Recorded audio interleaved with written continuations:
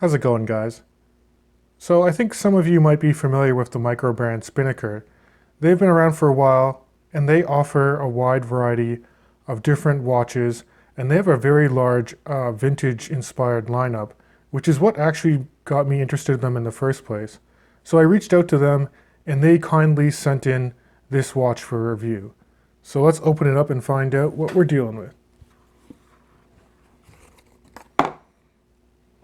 Oh, it's a really nice watch. So this is actually from their new lineup of vintage divers. It's the Rec lineup. And the model number for this particular piece is, this is the SP506503. And there are, I think, 4 different versions of this. So I got the 03 with the green colorway and what looks to be a bronze case, which is really nice. And it has a display case back here. And you can also see it comes on this really nice vintage distressed leather strap. So what I'd like to do is actually take off any plastics and the tag. And after wearing it for a few days straight, I'm going to come back and give you my full impressions and review of this watch. Alright guys, so I've had this Spinnaker Rec watch on my wrist non-stop for a few days now.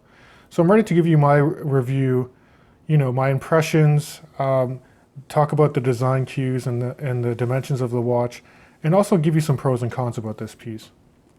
So right off the bat, I think Spinnaker took a bold step in making a watch that truly looks like it's been at the bottom of an ocean wreck.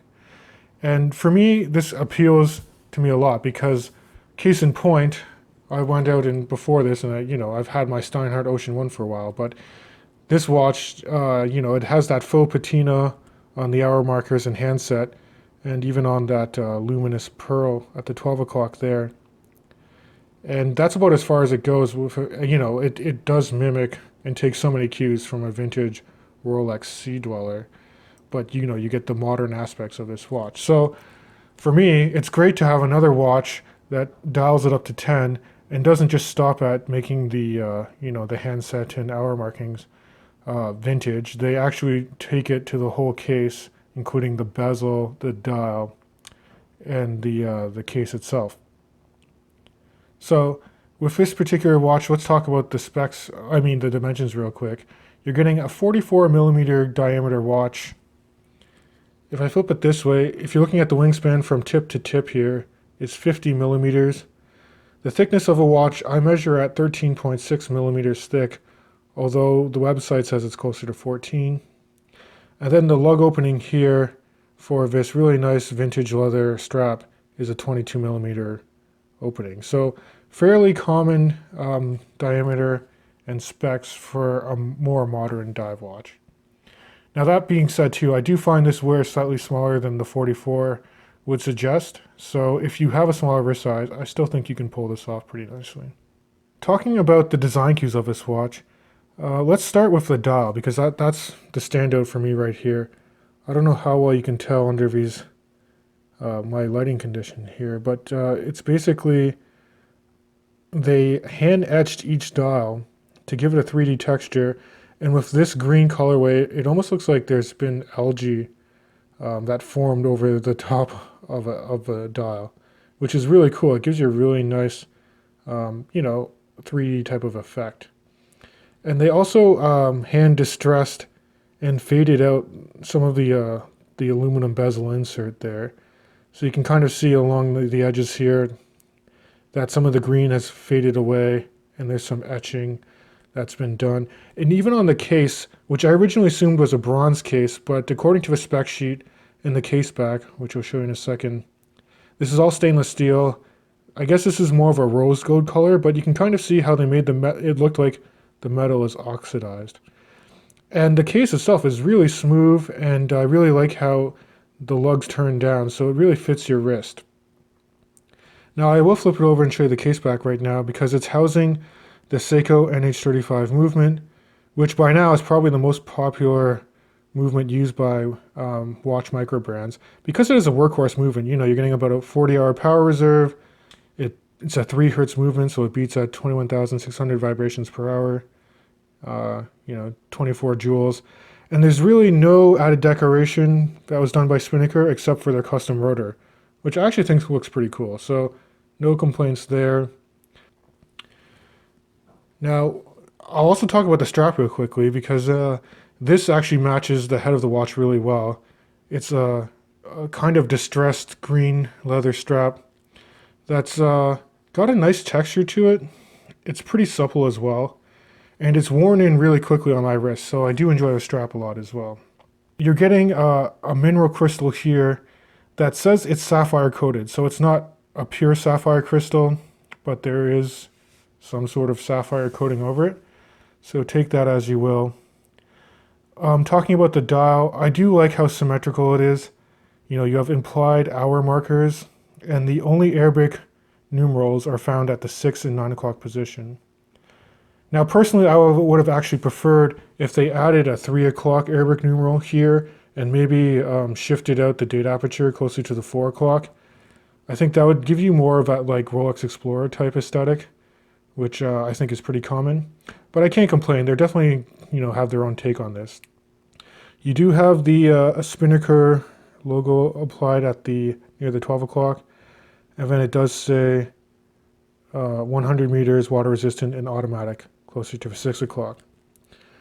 The overall contrast and visibility of this dial is pretty nice. It does have lume. I'm not exactly sure what type. I think other YouTube reviewers mentioned, like Random Rob's channel, suggested it was C1 Superluminova. So I will throw up a lume shot too so you can see. It does lume up okay. The handset looms much brighter than the actual applied indices, and there is no lume on the bezel whatsoever. I do find it fades fairly quickly though, which is a little disappointing. But other than that, really great job on the dial. Well, the bezel itself is very easy to grip. The clicks are very positive and audible.